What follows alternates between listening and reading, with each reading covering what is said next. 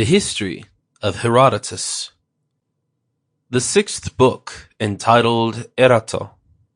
Translated by George Rawlinson. First published in 1858. This audiobook is based upon the Dunyazad Digital Library Edition.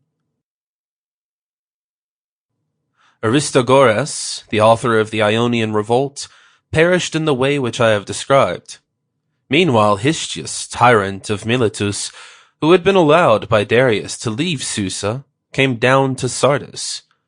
On his arrival, being asked by Artaphernes, the Sardian satrap, what he thought was the reason that the Ionians had rebelled, he made answer that he could not conceive, and it had astonished him greatly, pretending to be quite unconscious of the whole business. Artaphernes, however, who perceived that he was dealing dishonestly, and who had in fact full knowledge of the whole history of the outbreak, said to him, I will tell thee how the case stands, Histius. This shoe is of thy stitching. Aristogoras has but put it on.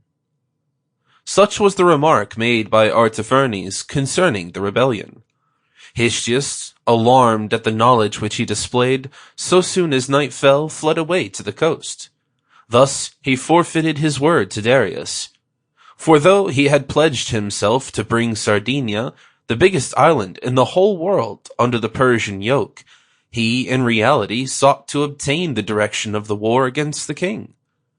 Crossing over to Chios, he was there laid in bonds by the inhabitants, who accused him of intending some mischief against them in the interest of Darius. However, when the whole truth was laid before them, and they found that Histius was in reality a foe to the king, they forthwith set him at large. After this, the Ionians inquired of him for what reason he had so strongly urged Aristogoras to revolt from the king, thereby doing their nation so ill a service.